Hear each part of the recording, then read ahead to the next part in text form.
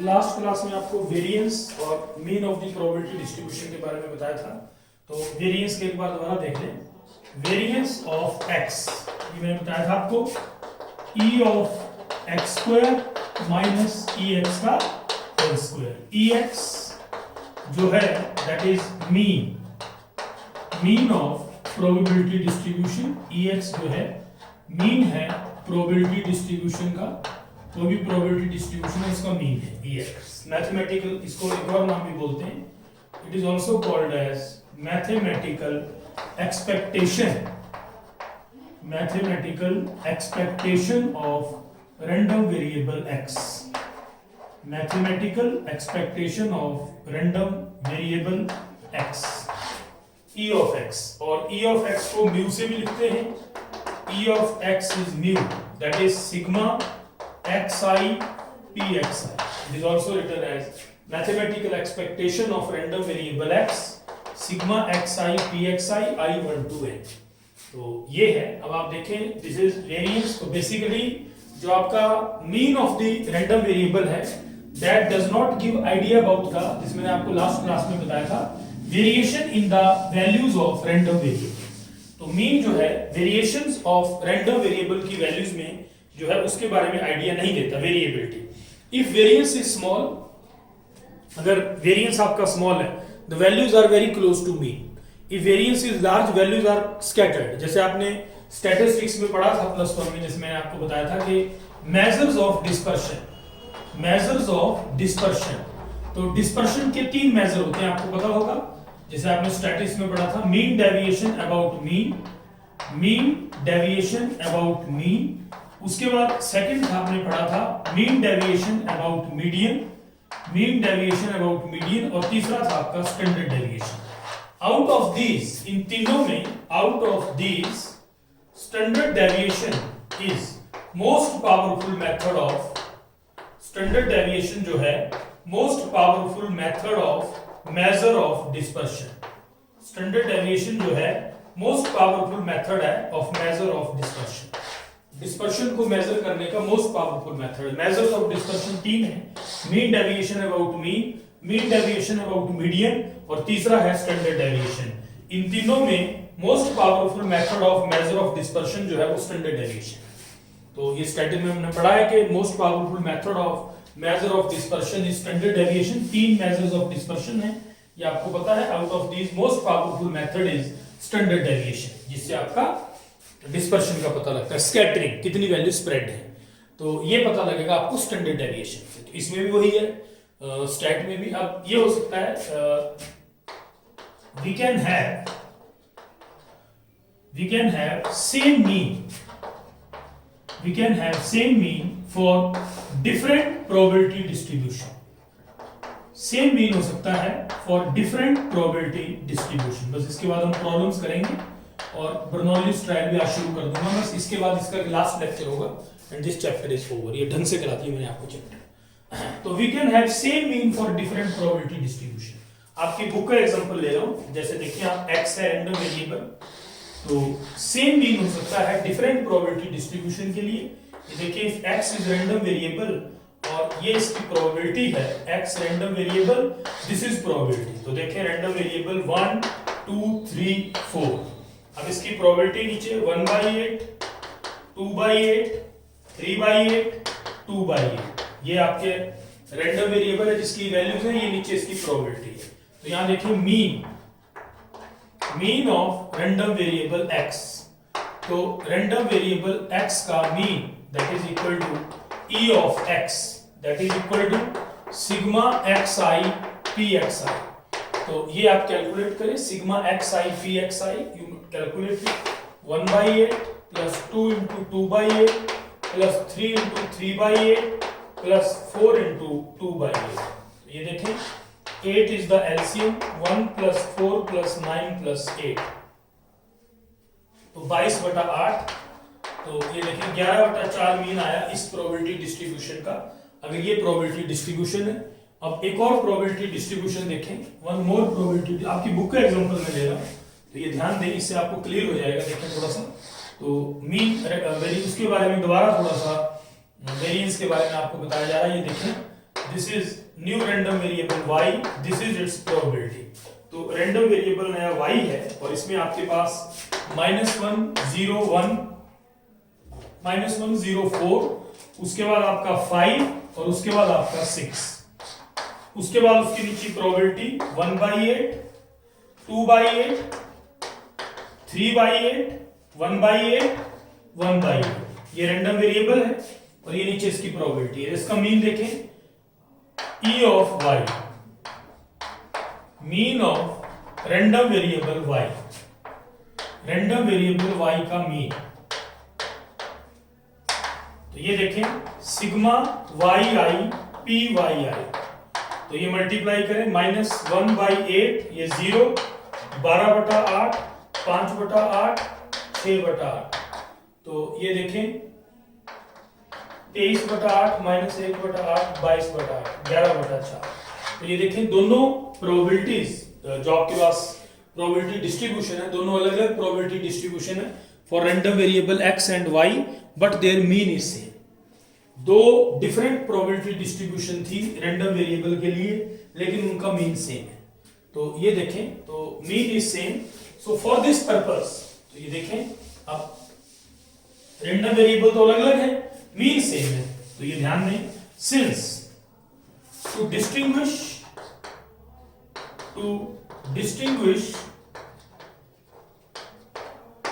x from y,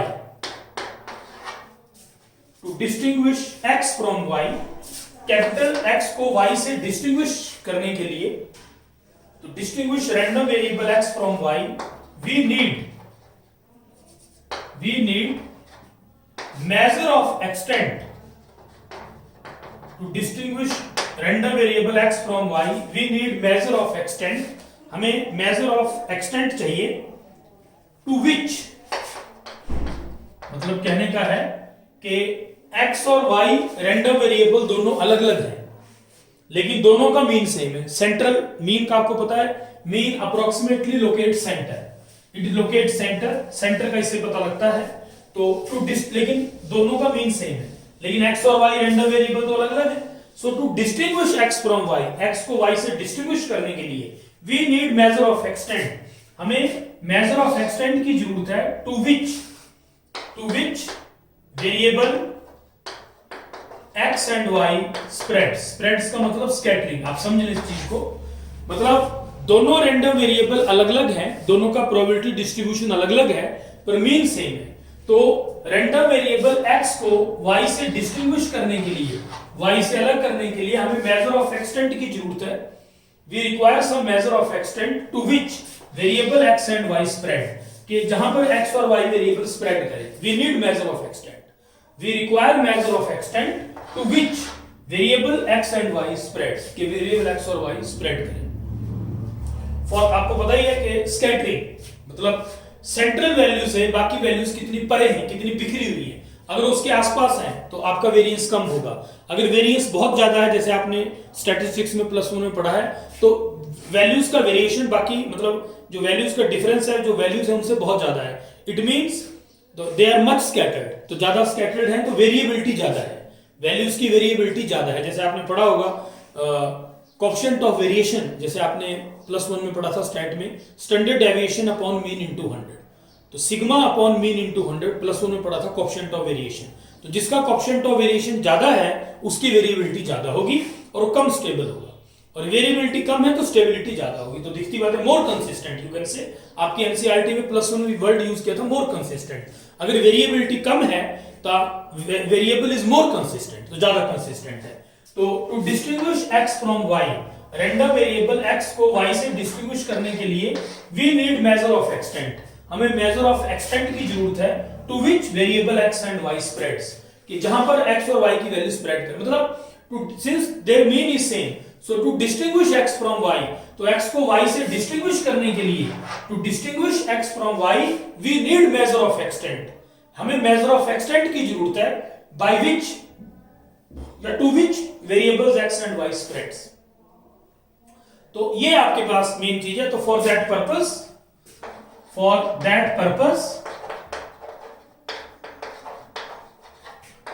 we make use of variance, variance का use करते हैं and variance for this probability distribution is defined as, note करें आप, variance for probability distribution, इसका proof आपको करा देते हैं। Variance for random variable x, variance for x is defined as, variance की definition sigma i1 to n xi minus mu का whole square pxi। तो ये देखें, इसमें ये आपकी डेफिनेशन है, where mu is mean of random variable x, mu जो है रैंडम वेरिएबल x का मीन है, mean of random variable x, pxi probability of variable xi, xi variable की प्रोबेबिलिटी है, म्यू जो है मीन है, mean of random variable x, mu mean है और pxi प्रोबेबिलिटी है। तो यहां ध्यान दें, तो what we can say, mu is also e of x, mu को e ऑफ x भी कहा जाता है, mathematical expectation of random variable x, and it is, आपको पता है इसकी definition, sigma xi pxi I equal to 1 to n, sigma xi pxi I 1 to n। अब ये खोले आप वेरिएंस का formula, I1 to n a minus b whole square a square b square pxi।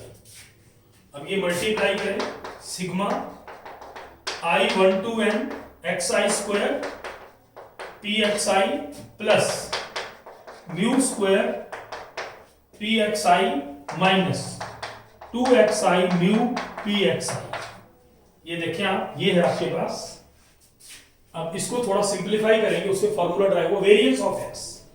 तो म्यू जो है mean, इसको कहते हैं mean of random variable x, random variable x का मीन जो है वो म्यू है and it is e of x, उसको लिखते हैं sigma xi pxi।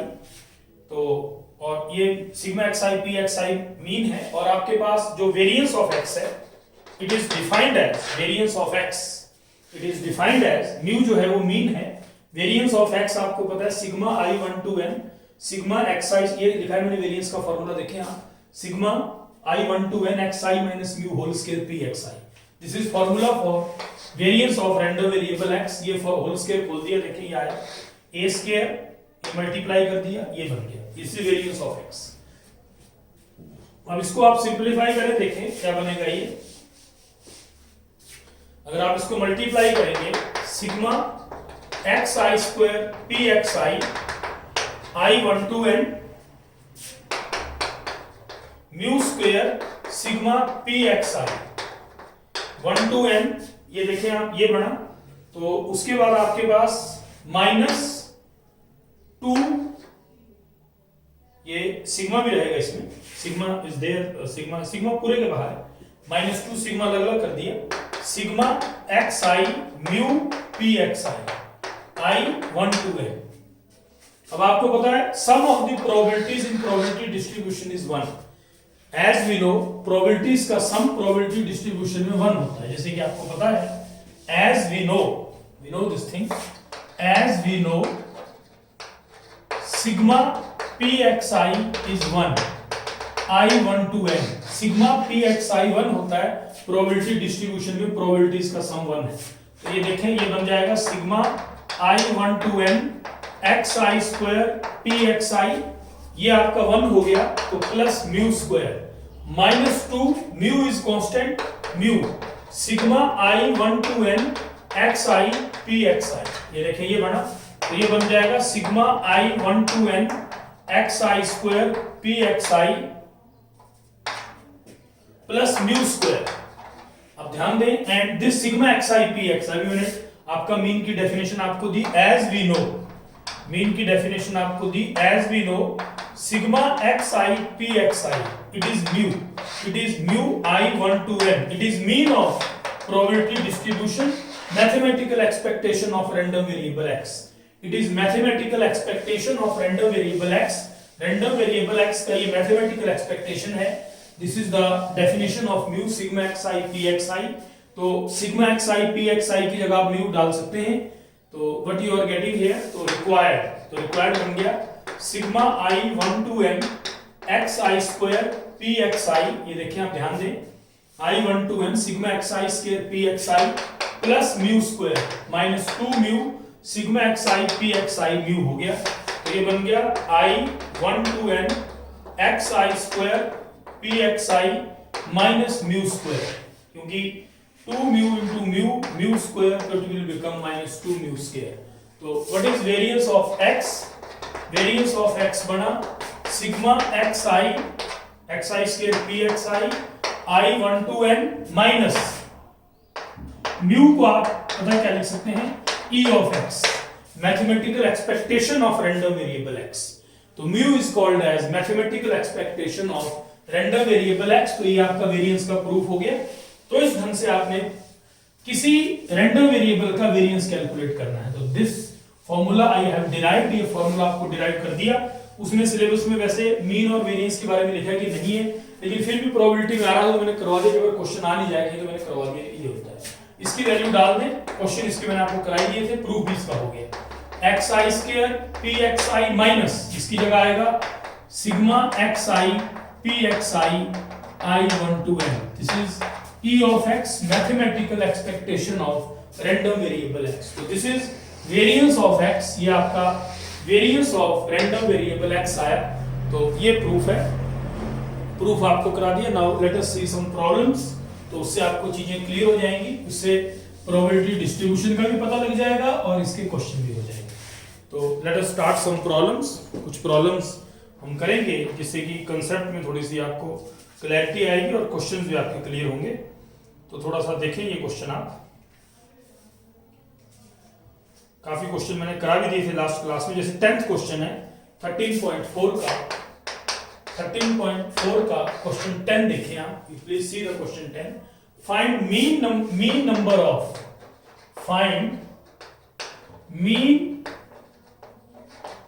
Of heads, mean निकालना है number of heads in 3 tosses of a fair coin, mean number of heads in 3 tosses of a fair coin।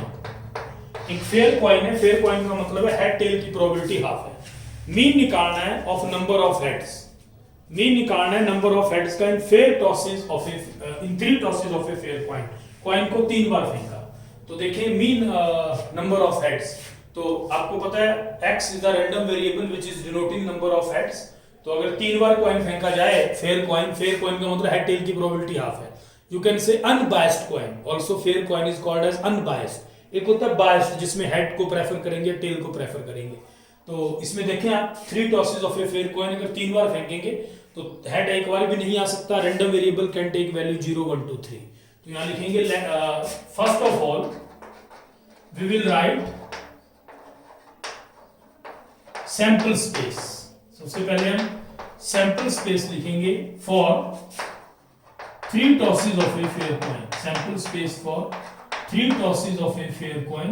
अगर fair coin को 3 बार फेंके उसके लिए सैंपल स्पेस, तो ये देखें एच एच एच, उसके बाद एच टी टी, उसके बाद टी टी एच और उसके बाद टी एच टी, उसके बाद टी टी एच आपका आ गया है। फिर आप ले लें 2 हेड एच एच टी, फिर आप ले लें टी एच एच, फिर आप ले लें एच टी एच और तीनों टेल। तो ये देखें आप, ये आपके पास सैंपल स्पेस है। You see the sample space for 3 tosses of a fair coin. तो यहां लिख लेंगे let capital X be random variable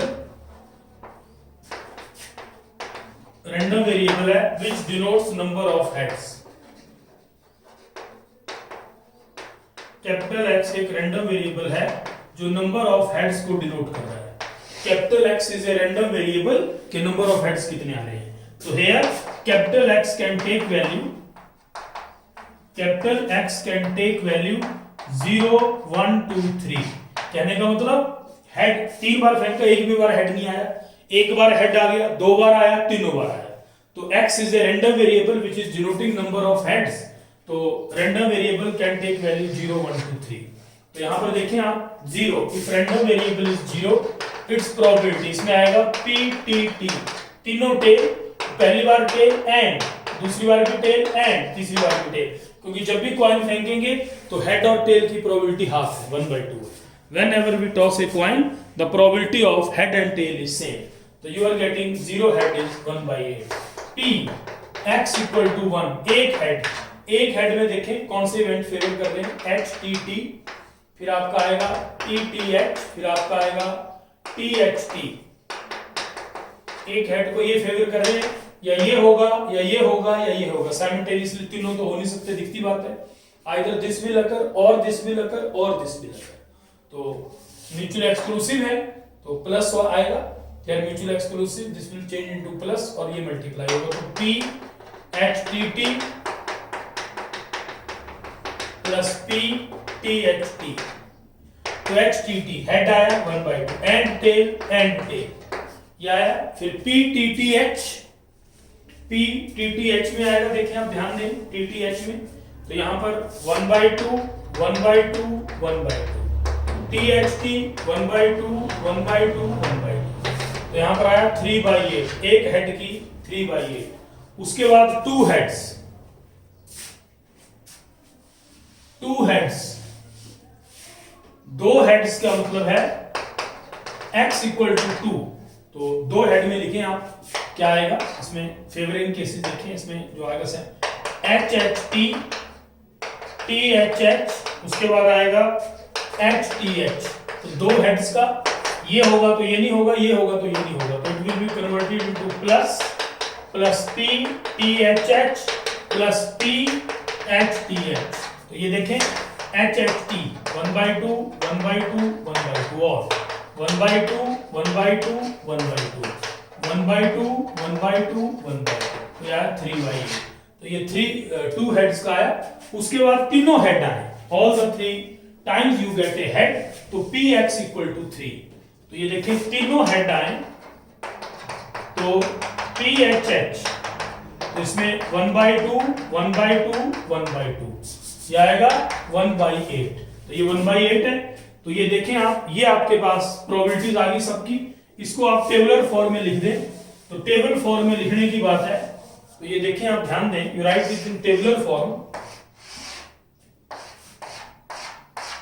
ये देखें आप, x is a random variable 0 1 2 3, Px x equal to 0 1/8, एक हेड 3/8, दो हेड 3/8, तीनों हेड 1/8, तो ये आपकी प्रोबेबिलिटी डिस्ट्रीब्यूशन आ गई in number of heads in 3 tosses of a fair coin को 3 बार फेंका, उसने इसका मीन पूछा है, तो मीन आ जाएगा, अभी फॉर्मूला मैंने आपको बताया, मीन और also called as mathematical expectation of random variable x, तो यहां पर देखिए मीन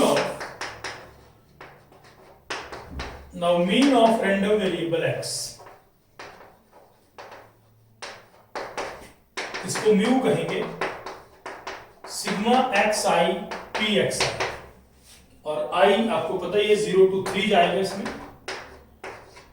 ये डिपेंड करता है कि आपका जो रैंडम वेरिएबल है वो क्या वैल्यूज ले रहा है, तो ये random variable starting from 0 is also a success, एक भी बार हेड नहीं आया, you are getting a 1 is success, एक बार हेड आया, तो रैंडम वेरिएबल 0 से 3 है, तो 0 को 1/8 से मल्टीप्लाई करेंगे 0 ही आएगा, 1 into 3/8, फिर 2 into 3/8 प्लस 3 into 1/8, तो ये आ जाएगा 3/8 6/8 3/8 12/8 3/2, तो मीन जो आया रैंडम वेरिएबल का वो 3/2, ये देख रहे हैं आप, ध्यान दें, तो ये क्वेश्चन आपका सॉल्व हुआ 10th क्वेश्चन इस ढंग से सॉल्यूशन, तो मीन नंबर ऑफ हेड्स, जो नंबर ऑफ हेड्स हैं उसका मीन आपने निकाल लिया, you are getting here mean number of heads,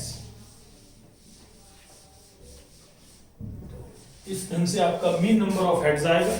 और क्वेश्चन आप देखें तो एक ये क्वेश्चन देखें 11, ये भी आप देख लें, 11th क्वेश्चन भी कर लें, उसके बाद नेक्स्ट 12, तो ये 3 क्वेश्चन आप क्लियर करें। देखें 11th क्वेश्चन है 2 dice are thrown simultaneously, 2 dice are thrown simultaneously, 2 dice को साइमल्टेनियसली फेंका जाता है, if capital X denotes number of sixes, कि कितने 6 आए, number of sixes, then find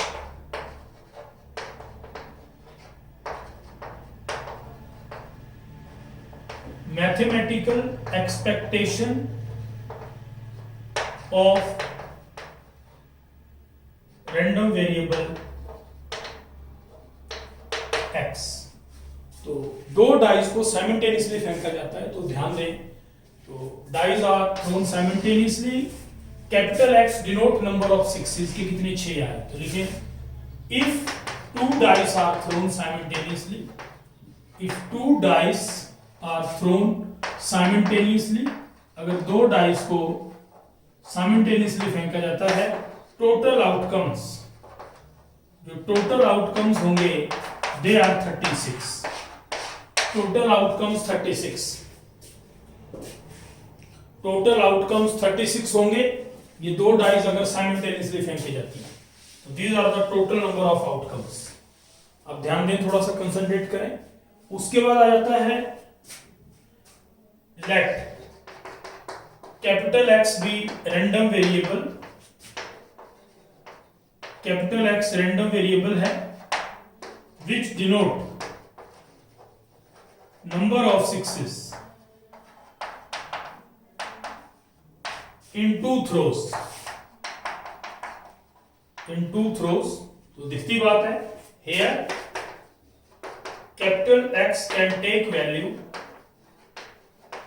0, 1 and 2, तो कैपिटल X 0, 1 और 2 वैल्यू दे सकता है, तो capital X can take value 0, 1, 2, दो डाइस आपने साइमल्टेनियसली फेंकी, capital X number of sixes को डिनोट कर रहा है, कह रहा है find mathematical expectation of random variable x, तो मैथमेटिकल एक्सपेक्टेशन निकालनी है रैंडम वेरिएबल x की, you have to find out mathematical expectation of random variable x, जो रैंडम वेरिएबल x है उसका मैथमेटिकल एक्सपेक्टेशन आपने फाइंड आउट करना है। तो यहां ध्यान दें, तो capital X can take value 0, 1, 2, तो प्रोबेबिलिटी x इक्वल टू 0, मतलब एक भी बार 6 नहीं आया, दो बार आपने डाई फेंकी, एक भी, क्योंकि कैपिटल X आपका रैंडम वेरिएबल जो नंबर ऑफ सिक्सेस को डिनोट कर रहा है, तो कहने का मतलब नॉन 6 एंड नॉन 6,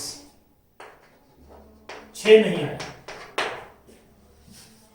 नॉन लिख लो या नॉट लिख लो, नॉट 6 एंड नॉट 6 ऐसे लिख लो, नॉन 6 या नॉट 6 एंड नॉट 6, पहली बार भी 6 नहीं आया, दूसरी बार भी 6 नहीं आया, समझने की कोशिश करें, px इक्वल टू 0, तो नॉट 6 एंड नॉट 6, तो इसका मतलब है p नॉट 6 इनटू, क्योंकि दोनों इंडिपेंडेंट है, नॉट 6, पहली बार जब फेंकेंगे कुछ भी हो रहा है उसका दूसरे में कोई फर्क नहीं है, 6 आने की 1/6, नहीं आने की 5/6, 5/6 25/36, 6 नहीं आया दोनों बार, फिर आएगा px इक्वल टू 1, तो इसका मतलब है p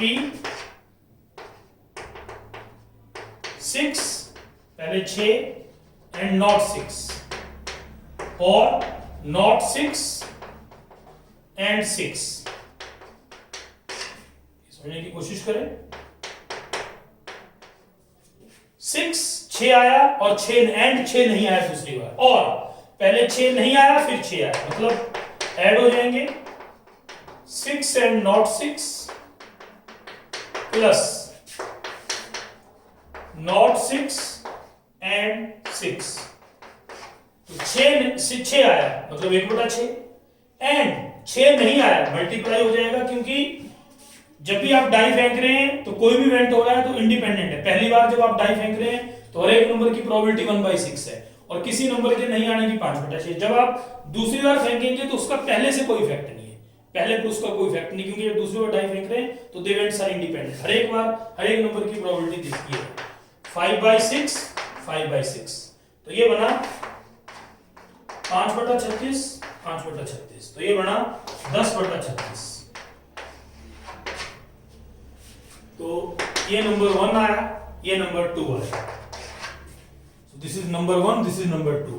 अब आप देखें px equal to 2, x equal to 2 का मतलब दोनों बार 6 आया, ध्यान दें px equal to 2, random variable 2, इसका मतलब है 6 ऑन वन थ्रो, पहले थ्रो पे 6 एंड 6 ऑन अनदर थ्रो, दूसरे थ्रो पे भी 6 आया, 6 on one throw, 1/6 1/6, you will get 1/36। तो ये देखें आप, ये रैंडम वेरिएबल की वैल्यूज है 0 1 2, इनको आप टेबल में लिख दें तो you will get this as a probability distribution. तो रैंडम वेरिएबल का प्रोबेबिलिटी डिस्ट्रीब्यूशन निकलेगा, उसके बाद फिर आपका मीन निकलेगा, मैथमेटिकल एक्सपेक्टेशन। तो ध्यान दें थोड़ा सा, यू राइट दिस टेबल, इस टेबल को प्रोबेबिलिटी डिस्ट्रीब्यूशन कहते हैं, जैसे कि मैंने आपको प्रीवियस लेक्चर्स में बताया। तो x this is random variable 0 1 2, एक भी बार 6 नहीं आया उसकी प्रोबेबिलिटी 25/36 है, एक बार 6 आया तो उसकी प्रोबेबिलिटी 10/36 है।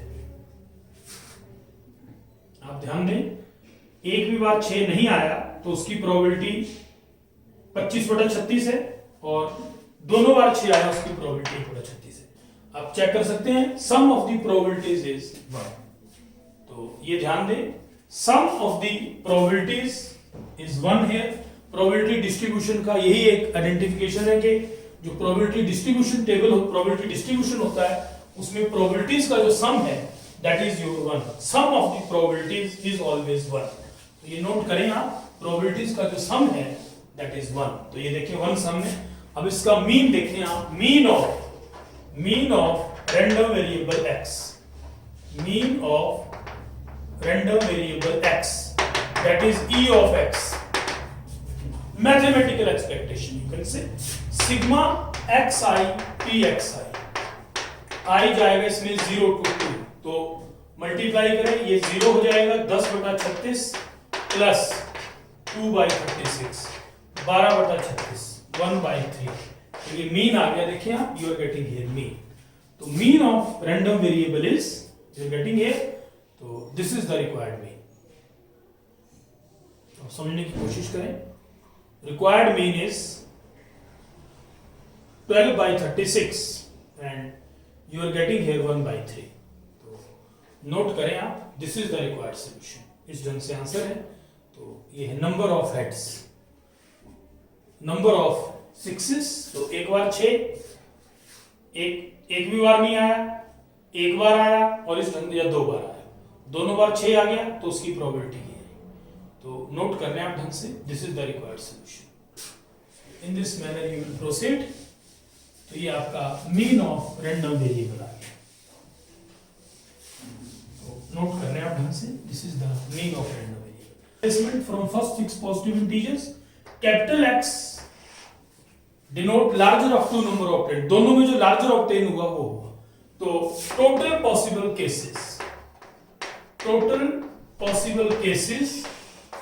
for two numbers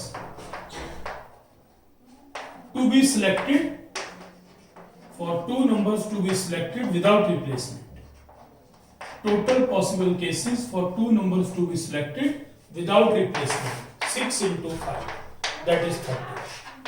तो टोटल नंबर ऑफ केस जो आएंगे वो 30 आएंगे। नोट करें आप, total number of possible cases for two numbers to be selected, 2 number select किए विदाउट रिप्लेसमेंट। टोटल आपको पता है विदाउट रिप्लेसमेंट है, या रैंडमली कर ले। 6C2 भी 30 आएगा। एक किया फिर मतलब उसको दोबारा नहीं करेंगे, तो दूसरा किया तो 5 वे से 30 आ गया। अब टोटल नंबर ऑफ वेज आ गया। x is the random variable, larger of two number obtained, जो 2 नंबर सिलेक्ट किए उनमें लार्जर जो है वो कैपिटल X है।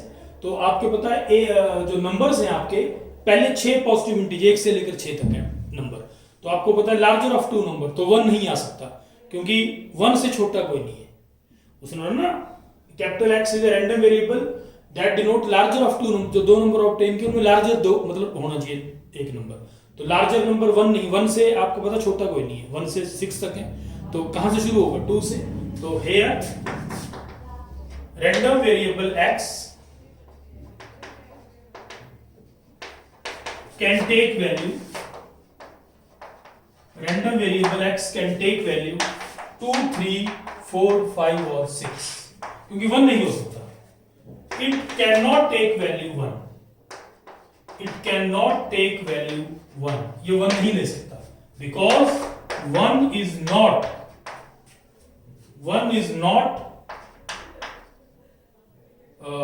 larger than any number, किसी भी नंबर से लार्जर नहीं है, किसी भी नंबर से बड़ा नहीं है, क्योंकि लार्जर ऑफ 2 नंबर, जो दो नंबर विदाउट रिप्लेसमेंट सिलेक्ट किए उनमें लार्जर ऑफ टू नंबर, वो नंबर दोनों में लार्जर होना चाहिए।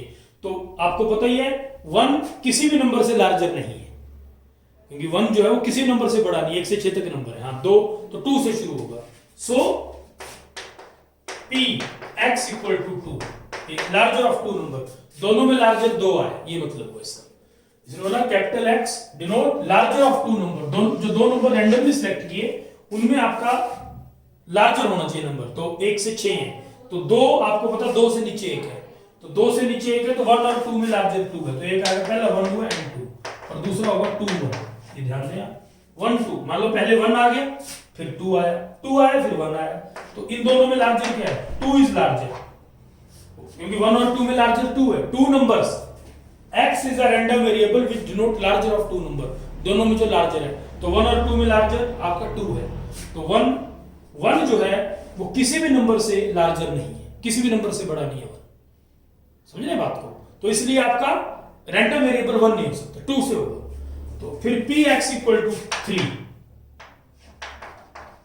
3, तो 3 आपको पता है 1 और 2 से बड़ा है, तो आपके पास 1 3, अब दोनों में लार्जर आपका 3 हो गया, एक 1 दूसरा 3 3 1, फिर भी दोनों में लार्जर 3 हो गया, 2 3 3 2, क्योंकि पहले विदाउट रिप्लेसमेंट है, पहले 1 आ गया फिर 3, पहले 3 आ गया फिर 1, तो x इक्वल टू 3, तो 4 है और टोटल नंबर 30 है। तो ये आपके पास आ गया प्रोबेबिलिटी ऑफ x 3 आ गया 4/30, प्रोबेबिलिटी ऑफ x 2, तो यहां देखिए ये 2 सेट है, टोटल आपके 30 है, तो ये 2/30 है। नंबरिंग कर दो 1 px equal to 2 px equal to 3। अब आप नंबर 4 भी हो सकता है, प्रोबेबिलिटी निकाल लीजिए इसमें, px इक्वल टू 2, तो 1 2 2 इज लार्जर देन 1, तो एक 1 आया दूसरा 2, तो 2 लार्जर हुआ। फिर उसके बाद px equal to 4 is taking value 4, तो 4 में आपके ये केस बढ़ेगी, लेकिन ध्यान दें आप थोड़ा सा, तो यू विल गेट हियर 6/30, तो इसमें 1/5। फिर 5 में आपका आया है 4 आया था 5 में, तो ये देखिए 5 का 4 था, 4/15, और 6 का आपका 1/3 आई थिंक 1/3। तो ये आपके पास है रैंडम वेरिएबल 4 का, 2 का, 3 का, 4 का, 5 का, तो यू कैलकुलेट दिस, इसमें 6/30 आना। तो अब इसका मीन निकालना, e of x, mean of random variable x, random variable x का मीन, तो that you will get here sigma xi pxi। तो इसको कैलकुलेट कर रहे हैं आप, सीधा देखिए 2/15 6/15 4/5 6/3, नीचे 15 बना लें, यहाँ पे 3 कर लें, यहाँ 3, यहाँ 5, यहाँ 5, तो ये नीचे 15 आ जाएगा। अब आप ऊपर करें 6 2 8 12 8 20 20 20 40 और 30 70 70/15, तो यू कैलकुलेट है 14/3, so this is the mean, that is your 14/3, so this is the required mean, larger of two number। तो larger of two number को समझ लें आप, larger of two numbers, तो इस ढंग से आपका मीन आ गया इसका प्रोबेबिलिटी डिस्ट्रीब्यूशन का ऑफ रैंडम वेरिएबल x। तो मीन यू आर गेटिंग है, मैथमेटिकल एक्सपेक्टेशन उसने पूछी थी, तो that is also called as mean, तो मैथमेटिकल एक्सपेक्टेशन को मीन भी कहा जाता है, तो इस ढंग से आपका मीन आया। तो ये सॉल्यूशन है, थ्योरी ढंग से पढ़ ले, मैंने ढंग से समझा दिया, कोई कोई दिक्कत वाला टेबल, जो टेबल है that table is called as probability distribution, उसी टेबल को प्रोबेबिलिटी डिस्ट्रीब्यूशन कहते हैं। तो कोई ऐसी दिक्कत वाली बात नहीं है, क्लियर है चीजें सारी। तो मैक्सिमम नंबर ऑफ क्वेश्चंस आपको करा दिए, अब इसमें ऐसी कोई क्वेश्चन है नहीं कि जिसमें आपको दिक्कत आए, तो easily you people can do the problems. तो ये देखें कि ये क्वेश्चन है, करा देता हूँ आपको 7th क्वेश्चन है 13.4 का, बाकी कोई दिक्कत वाली बात नहीं है। तो उसके बाद आपके नेक्स्ट क्लास में बर्नौलीज ट्रायल्स आपको करा दूंगा, उसके बाद एक और क्लास है, उसमें थोड़ा सा मैं आपके प्रॉब्लम्स, रिवीजन ऑफ प्रोबेबिलिटी कराऊंगा, जिसमें थोड़ी सी प्रॉब्लम्स और आपके पास जो क्वेश्चंस बचे थोड़े से करा दूंगा। नेक्स्ट क्लास में आपके बर्नौलीज ट्रायल के क्वेश्चन हो जाएंगे, and I will bind up this, एक क्लास और कर दूंगा प्रॉब्लम क्लास, जिसमें कि थोड़े प्रॉब्लम्स आपको और करा देंगे। तो ये क्वेश्चन देखिए बहुत इजी है, कॉइन इज बायस्ड, कह रहा है कॉइन बायस्ड है, बायस्ड में मतलब हेड टेल की प्रोबेबिलिटी सेम नहीं है, so that head is 3 times biased coin, head is 3 times as likely to occur as tail. Head is 3 times likely to occur as tail. Coin biased है. Biased का मतलब head tail की probability same नहीं है. If coin is tossed twice, अगर coin को 2 बार फेंका जाता है, find probability distribution of number of tails. Probability distribution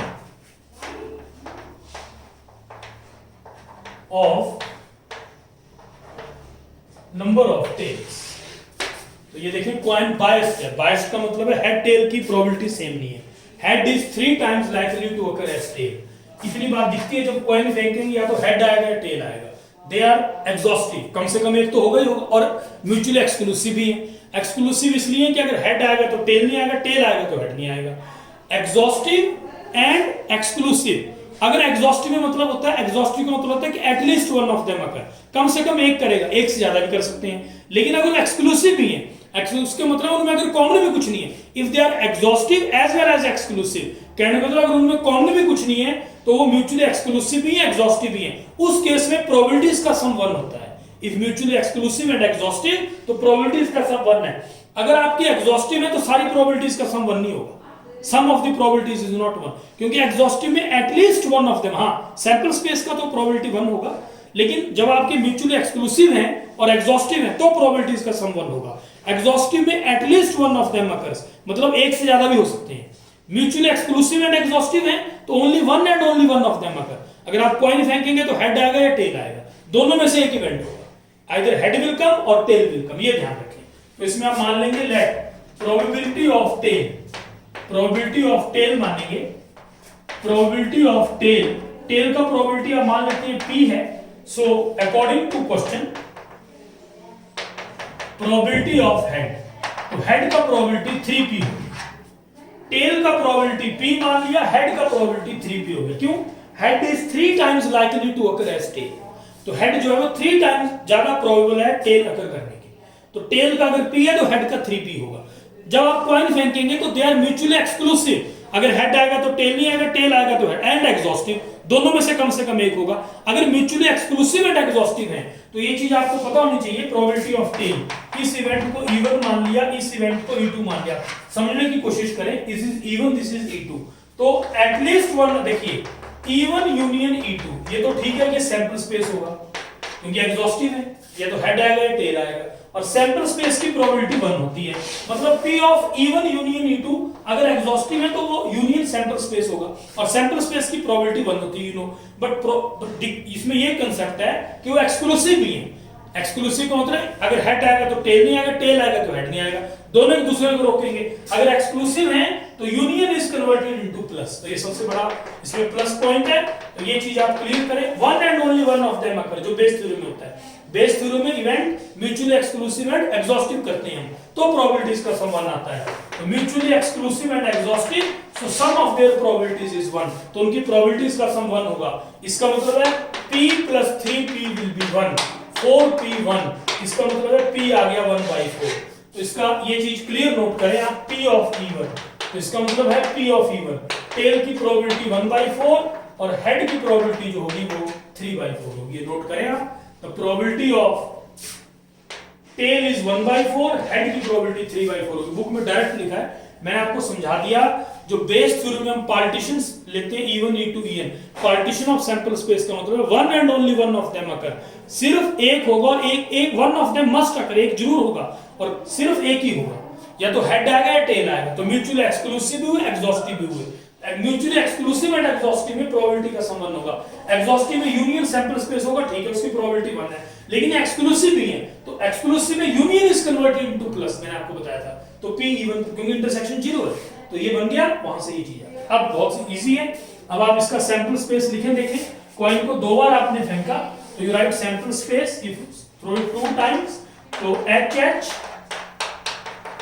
HT TH and your TT. ये देखिए आप, ये आपका सैंपल स्पेस बन गया. अब इसके बाद आप X is a number of tails का मतलब है the random variable can take value 0, 1 and 2. एक भी बार टेल नहीं आई, मतलब दोनों बार हेड आया. तो हेड की प्रोबेबिलिटी लिखी हुई है उसने शायद 3/4 3/4 दैट इज 9/60। उसके बाद p x equal to 1, x equal to 1, एक बार टेल आया तो हेड टेल टेल हेड।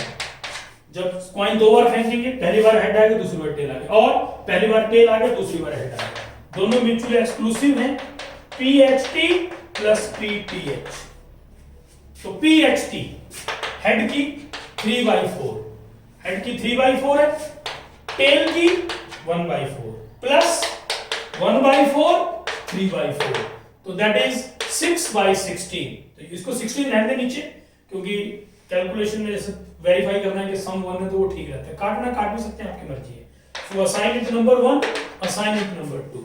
उसके बाद एक केस और आएगा, दोनों बार आपका 2 सक्सेस, दोनों बार टेल आया, PTT दोनों बार टेल आया। ये देखिए आप, इसमें दोनों बार टेल आया, तो ये आप क्लियर कर लें। इसमें जो सैंपल आएगा PTT, तो your tail is getting here, आपके पास टेल की प्रोबेबिलिटी 1/4 है, तो 1/4 दैट इज 1/16। तो ये देखिए आपके सामने सारा 0 फिर 1 हेड का, और आपके पास 1 टेल का। x is a random variable, 0 tail, दोनों बार हेड, 1 टेल 2 टेल।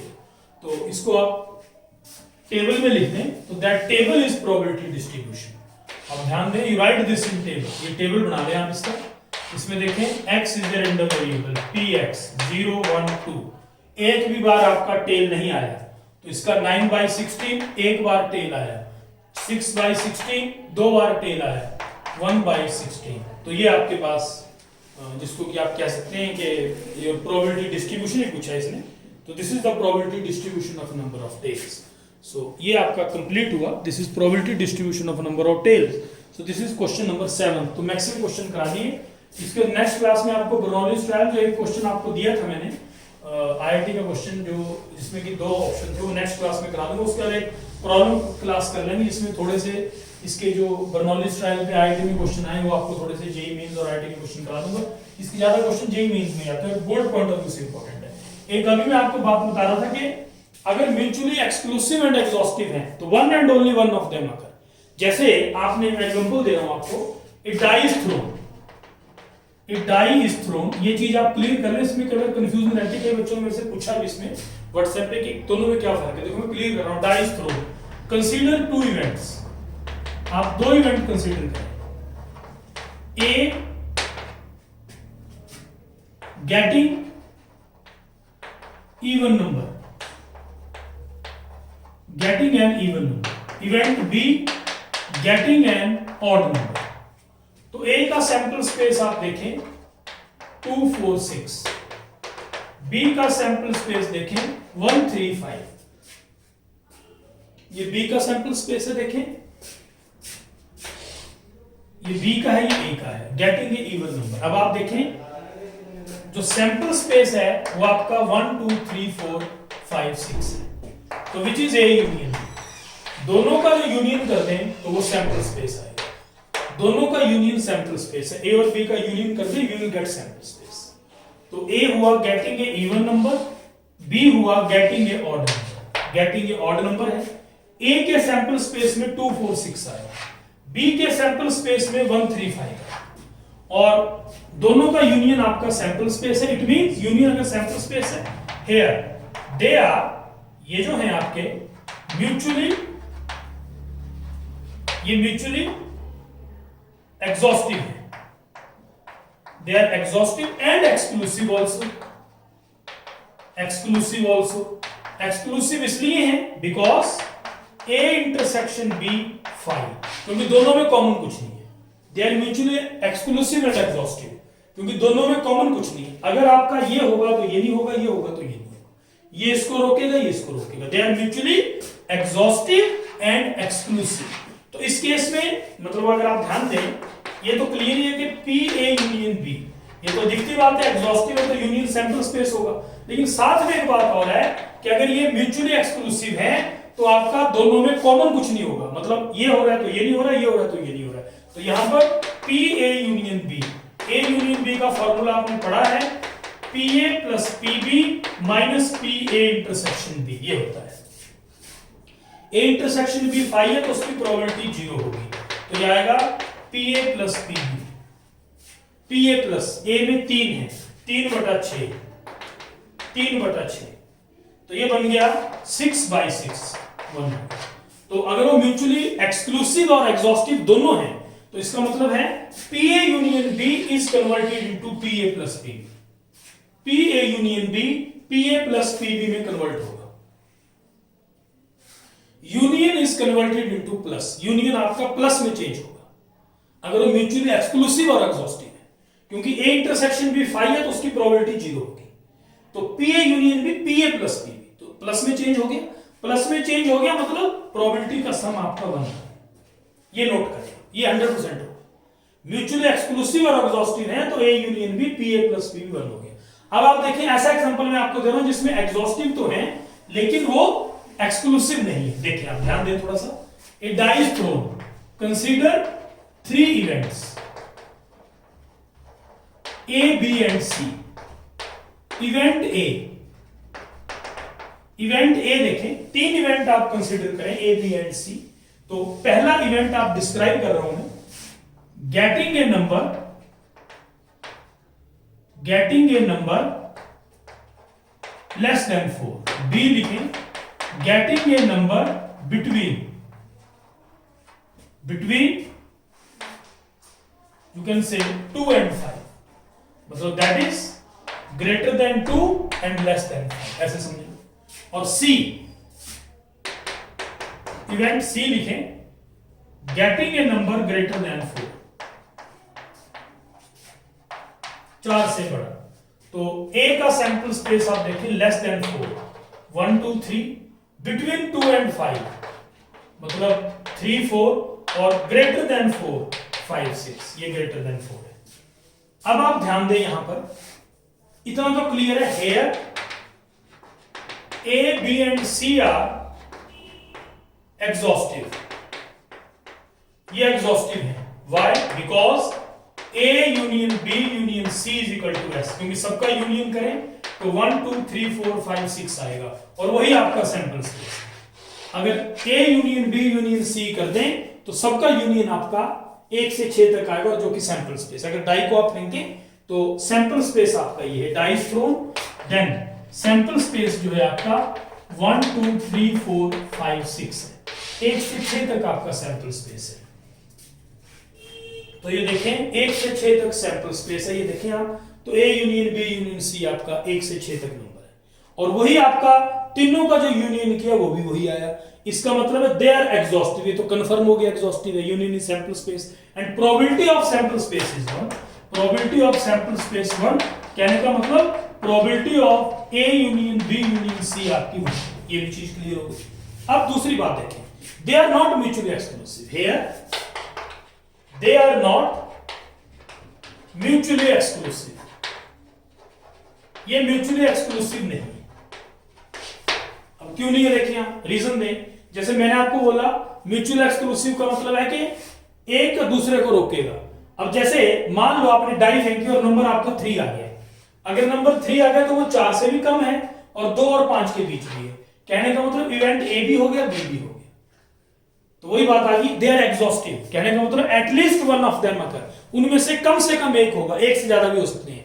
तो जब आपने डाई फेंकी और मान लो डाई पर नंबर 3 आ गया, आपने इवेंट 3 डिस्क्राइब किए थे ABC, तो अगर 3 आ गया तो इवेंट A भी हो गया, B भी हो गया। लेकिन म्यूचुअली एक्सक्लूसिव कहता है कि one and only one of them occur. अगर म्यूचुअली एक्सक्लूसिव एंड एग्जॉस्टिव है, उनमें से एक ही होना चाहिए, पर ऐसा नहीं हुआ, 3 आ गया। तो what does it mean? This is the example which clearly shows that they are exhaustive but they are not mutually exclusive। ये mutually exclusive नहीं है, उसका मैंने आपको रीजन दे दिया, क्योंकि A और B में कुछ भी कॉमन नहीं है। They are not mutually exclusive but they are exhaustive। They are exhaustive because at least one of them necessarily occurs, क्योंकि तीनों का जो यूनियन है वो सैंपल स्पेस है। और इस केस में आप वेरीफाई कर सकते हैं, PA union B union C is not equal to PA plus PB plus C। अगर आप देखें PA, अगर आप PA करें तो ये 3/6 है, that comes out to be 1/2। अगर आप PB करें तो आपका 2/6 है, that comes out to be 1/3। और अगर आप PC करें तो 2/6 है, that comes out to be 1/3। तो यहां से देखें आप क्लियरली, तो P A union B union C तो 1 है, तो आपको पता है 1 है। बट अगर आप यहां पर कैलकुलेट करें P A plus P B plus P C, अगर आप ये एनसीईआरटी की +1 की बुक में जहां एग्जॉस्टिव इवेंट दिया है वहां से एग्जांपल मैंने उठाया, और एनसीईआरटी से क्लियर, थ्योरी ध्यान से पढ़ें, ये बहुत जरूरी है। तो दोनों एग्जांपल मैंने आपको क्लियर कर दिए। ये जो एग्जांपल है ये एग्जॉस्टिव का तो है, but they are not mutually exclusive. तो अगर म्यूचुअली एक्सक्लूसिव और एग्जॉस्टिव होंगे तो प्रोबेबिलिटीज का सम 1 होगा। इस केस में P A union B union C is not equal to P A plus, अब वेरीफाई करके देख लें। पी ए आपका जो कैलकुलेट किया है हाफ है, पी बी 1/3 है, ये 1/3 है, तो 1/2 प्लस 2/3। तो इसको अगर आप देखें यहां पर 3 + 4 7/6 विच इज ग्रेटर देन 1, तो it means not equal to, that is not equal to PA plus PB plus PC। तो not equal to PA plus not equal to sorry it is not equal to PA union B union C। तो PA union B union C के बराबर नहीं है, जो कि probability 1 है। तो यहां से ये चीज वेरीफाई हुई कि अगर म्यूचुअली एक्सक्लूसिव और एग्जॉस्टिव हैं तो आपका प्रोबेबिलिटीज का जो सम है वो 1 होगा, और PA union B union C will be PA plus PB plus PC। But if they are not mutually exclusive and exhaustive, तो आपका PA union B union C तो ठीक है, वो सेंट्रल स्पेस होगा, लेकिन is it not equal to PA plus PB plus PC।